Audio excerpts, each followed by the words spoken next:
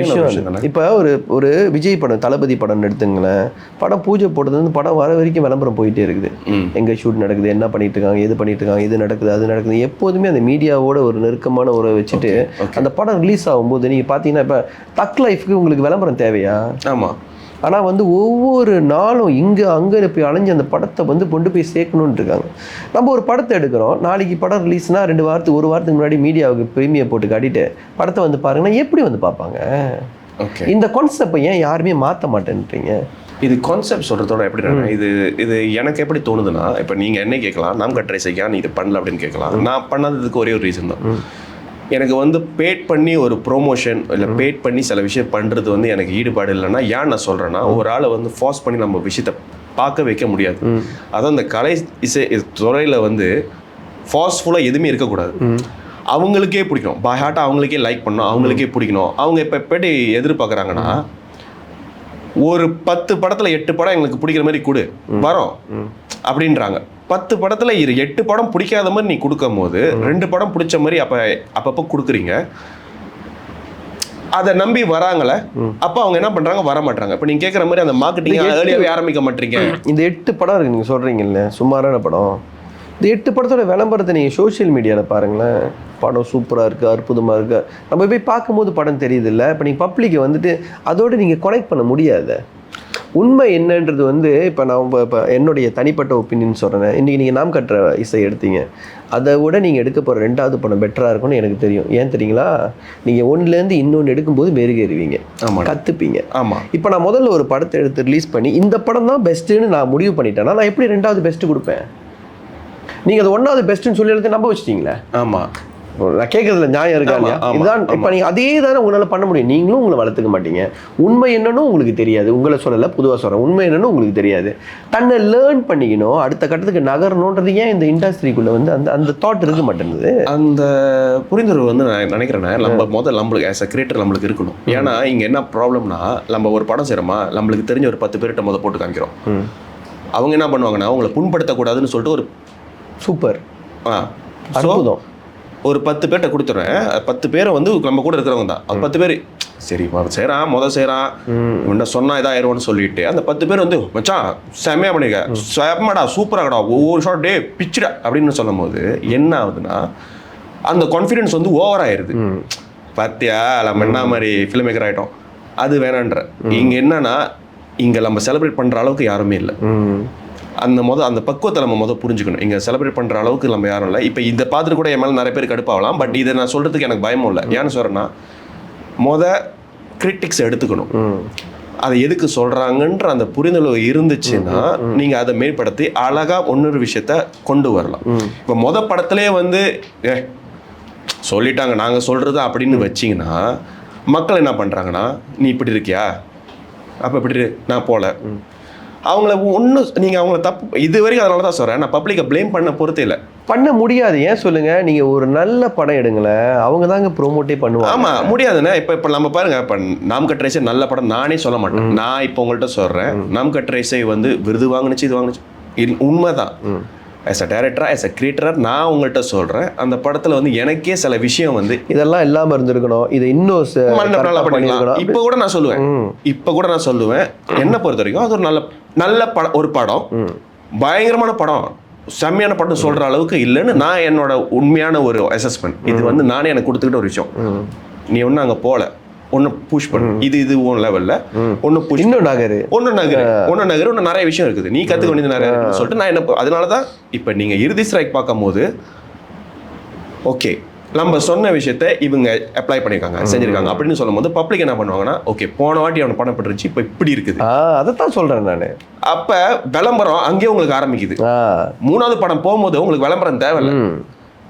உங்களோட விளம்பரமே படத்தில் ஆரம்பிச்சு 2வது படத்துக்கு நீங்கள் எப்படி கொண்டு போகிறீங்கன்றது தான். ஸோ 2 லட்சம் 3 லட்சம் கொடுத்து ப்ரோமோ பண்ணுறது விஷயம் இல்லை. அந்த 10 துளி கொடுத்து வந்து பார்க்குறவங்க சந்தோஷப்படுத்துறியா இல்லை? இங்கே நீங்கள் சொன்ன மாதிரி இந்த விளம்பரன்றது வந்து காசு வாய்ஸ் நான் சொல்லலை, காசு கொடுத்து விளம்பரம் அதை பற்றி நான் சொல்லவே இல்லை. நான் என்ன சொல்ல வரேன்னா, இங்கே வந்து ஒரு 20-30 சோஷியல் மீடியா இருக்காங்க, எல்லாத்தையும் கூப்பிட்டு நிற்க வச்சு அவங்க எல்லாத்தையும் படத்தை எடுத்து போட்டு அவங்க வந்து ஒரு வீடியோவில் படம் ப்ரொமோஷன் வந்து போட்டுட்டா படம் ஓடிடாது. ஆமாம், படம் ஓடாதுங்க, அதில் படம் ஓடாது. நீங்கள் நினைக்கிறீங்க ஒரு 20 சோஷியல் மீடியாவில் வந்துட்டால் எல்லாத்துக்கும் அந்த படம் வந்து போய் சேர்ந்துரும்னு நினைக்கிறீங்க. அந்த படத்தை போய் சேர்க்குறது, இப்படி ஒரு படம் நீங்கள் எடுக்கிறீங்க அப்படின்ற படம் வருதுன்றது மக்களுக்கு தெரியணும்ல. உண்மை, அதைத்தான் சொல்கிறேன்.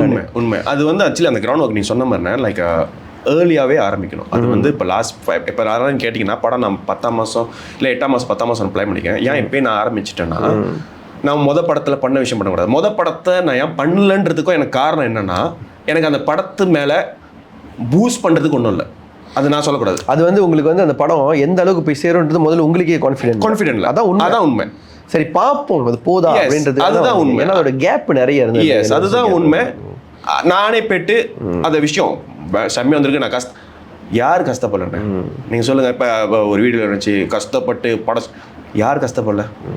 ஆக்சுவலி படம் நம்ம கஷ்டப்படுறது யாருக்கு? நம்ம நல்லா இருக்கிறதுக்கு தானே கஷ்டப்படுறோம். ஸோ அதில் என்ன கஷ்டம் இருக்குன்னு எனக்கு தெரியல. நான் தான் படம் எடுக்கணும்னு வந்தேன். நான் கஷ்டப்படலன்னா அப்புறம் என்ன? நான் தானே வந்தேன். யாராச்சும் என்ன வற்புறுத்துனாங்களா, டே நீ போய் படம் பண்ணு, நீ தான் படம் பண்ணு. அதில் கஷ்டம் என்ன? அதனால தான் வந்து நான் அந்த முடிஞ்ச அந்த மாதிரிலாம் நான் எனக்கு வந்து 2 விஷயம் நான் ரொம்ப ஸ்டர்னாக இருக்கேன். ஒன்று, மக்கள்கிட்ட போய்ட்டு நீங்கள் வாங்க ப்ளீஸ் சப்போர்ட் அந்த வார்த்தை பாய்க்கணும்னு இருக்கேன். ஏன்னா எப்போல்லாம் அது பண்ணுறோம் அவங்க நினச்சிக்கிறாங்க படம் நல்லா போல, அதான் கூவி விற்கிறாங்க, அதனால தான் ஆள் வரல போல அப்படின்னு. 2வது விஷயம் என்னென்னா வந்து ஒரு படம் நல்லா இருந்தால் அவங்களே வருவாங்க. அது எனக்கு நம்பிக்கை இருக்குது. பாதுகாப்பு நாம் கட்ரேஸே அப்படி தான் வந்துச்சு. என்னென்னா நல்லா இருக்குன்னு சொல்ல அகெயின் ஒரு பேட்ச் போணுச்சு. அந்த பேட்ச் போய் பார்த்துட்டு தெரிஞ்சவங்கள்ட்ட எனக்கு தெரியாதவங்கண்ணே, ஆக்சுவலி எனக்கு தெரியாதவங்க எத்தனையோ பேர், நான் அவங்களுக்கு இந்த நேரத்தில் வந்து நன்றி சொல்கிறேன். அவங்கெல்லாம் யாருன்னு தெரியாது. அவங்க எனக்கு வீடியோ செய்யணும்னு அவசியமே இல்லைண்ணே. நான் எந்த மெத்த படத்துக்கு நான் பார்க்கல அந்த ஈடுபாடு செஞ்சாங்க. இந்த படம் போய் பாருங்கள், இந்த படம் அவங்களுக்கும் எனக்கு கனெக்ஷனே இல்லை, யாருன்னும் தெரியாது, ஒன்றும் தெரியாது. பட் ஏன் பண்ணுறாங்க? அவங்க எல்லாம் ரிலேட் பண்ணிக்கிறாங்க, அந்த கதையை ரிலேட் பண்ணிக்கிறாங்க, படத்தில் ஒரு விஷயம் வந்து ரிலேட் பண்ணிக்கிறாங்க.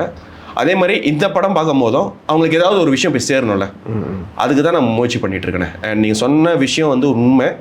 ப்ரொமோஷன்றது வந்து காசு ரீதியாக பண ரீதியாக எதுவுமே இல்லை.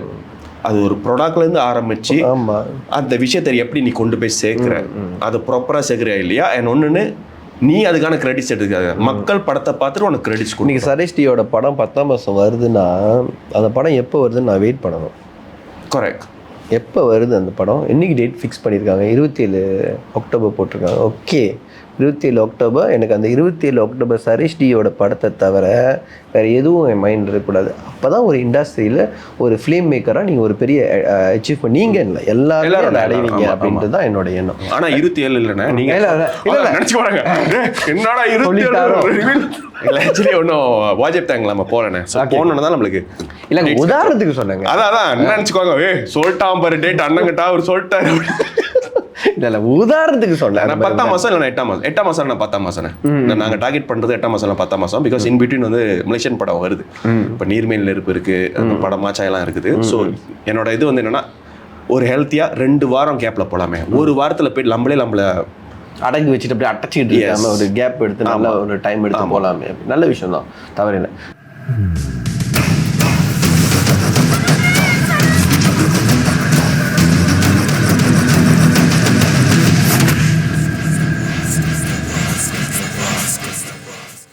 தேங்க்ஸ் சரேஷ்டி. ரொம்ப நல்லா இருந்தது உங்கள்கிட்ட பேசுனது. நிறைய மனம் விட்டு பேசி உங்கள்கிட்ட நிறைய விஷயங்களை கேட்டு வாங்கினதில் ரொம்ப ஹாப்பியாக ஃபீல் பண்ணுறோம். அந்த நீங்கள் உங்களுக்கு தெரியுமான்னு தெரியல, நான் வந்து நாம் கற்ற இசை பார்த்துட்டு வந்து மறுநாள் நம்பிக்கையில் நம்ம வந்து அதோட விமர்சனம் போட்டோம்.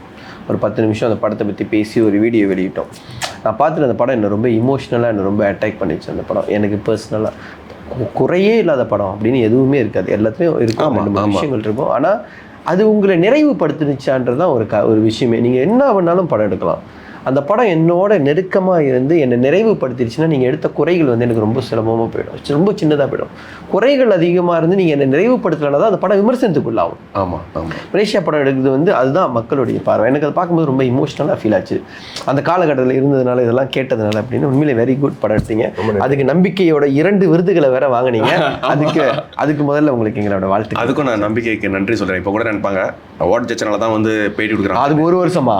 போன வருஷம் வாங்கினீங்க, கூப்பிட்டு இந்த வருஷம் தான் வந்திருக்கீங்க. அதான் அதுவும் நினச்சிக்குவாங்க, அதை சொல்லிடுறேன் வேலை அப்படின்னு. ஸோ வேலை விஷயம். பட் அதே நேரத்தில் வந்து நான் என்ன சொல்ல விருப்பப்படுறேன்னா, லைக் நம்பிக்கை பார்க்குறவங்க, நம்பிக்கை ஃபாலோ பண்ணுறவங்களுக்கு சோஷியல் மீடியா சரி ஏதாவது சரி நிறைய விஷயம் வந்து எனக்கே வந்து அந்த அவார்டுக்கு வந்து தான் தெரிஞ்சிச்சு. லைக் நம்பிக்கை மீடியா வந்து என்னென்னலாம் பண்ணுறாங்க அப்படின்ற விஷயம் வந்து எனக்கு அங்கே தான் தெரிஞ்சு. ஏன்னா ஒரு ஃபவுண்டர் வந்து ஒரு முஸ்லீம் பர்சன் சொல்லும் போது எனக்கு ரொம்ப சந்தோஷமாக இருக்குது. அவர் வந்து ஒரு இன்வெஸ்ட் பண்ணி ஒரு ஒரு ஒரு ஒரு தமிழ் நிகழ்ச்சி வந்து தமிழங்களுக்கு ஒரு ஒரு விஷயத்தை போய் சேர்க்கணும் அப்படின்னு அவர் மொழிலாம் பார்க்கல. பட் அந்த விஷயம் வந்து எனக்கு ரொம்ப பிடிச்சிருந்துச்சி. இது ஏன் அப்படின்றத இப்போ என்ன ஒன்றுனா அந்த விருது விழாவில் வந்து எல்லாமே ப்ரொஃபஷனலாக இருந்துச்சு. லைக் அது ஒரு ஜூரியா இருக்கிறது ஒரே ஒரு சின்ன விண்ணப்பம் தான். அடுத்தது வந்து ஒரு ஜூரி அவார்டு எடுத்து எல்லாருமே இதையே சொல்லுங்க, எல்லாத்துக்கும் ஜூரிய வைங்க ஜூரிய வைங்க மாட்டேன்றீங்க. இல்ல அப்படின்னு இல்லை, இதே செய்து ஆஃப் பண்ணிட்டு பேசுவோம். முடிச்சுட்டு வந்துடுறேன், முடிச்சுட்டு அப்புறம் பேசுறேன், அப்புறம் சொல்றேன் அவங்கள்ட்ட. இன்னைக்கு நம்ம கூட சரேஷ்டி வந்திருந்தாரு நம்பிக்கை ஸ்டார் நிகழ்ச்சியில். நிறைய விஷயங்களை அவர்கிட்ட பேசி மகிழ்ந்து சிரித்து நிறைய தருணங்களை பகிர்ந்துக்கிட்டாரு. அவருடைய படம் ஆகஸ்ட் அல்லது அக்டோபர் மாதம் வெளிவரும் அப்படின்னு சொல்லியிருக்கிறாரு. கண்டிப்பாக அந்த படம் நல்லா இருக்கும்னு நான் நம்புகிறேங்க. ஏன்னா அவரோட முதல் படத்துலேருந்து அவர் 2வது படத்துக்கு கண்டிப்பாக தன்னை முன்னும் மெருகேற்றிருப்பார் அப்படின்ற நம்பிக்கை இருக்குது. அதை பார்த்துட்டு வந்து திரும்ப நான் உங்களுக்கு ரிவ்யூ கொடுக்குறேன் அந்த படம் எப்படி இருக்குது அப்படின்றதுக்கு. இந்த அளவில் உங்களிடமிருந்து அன்பு வணக்கம் கூறி விடைபெறுகிறேன். சண்முகம், மீண்டும் சந்திப்போம். வணக்கம்.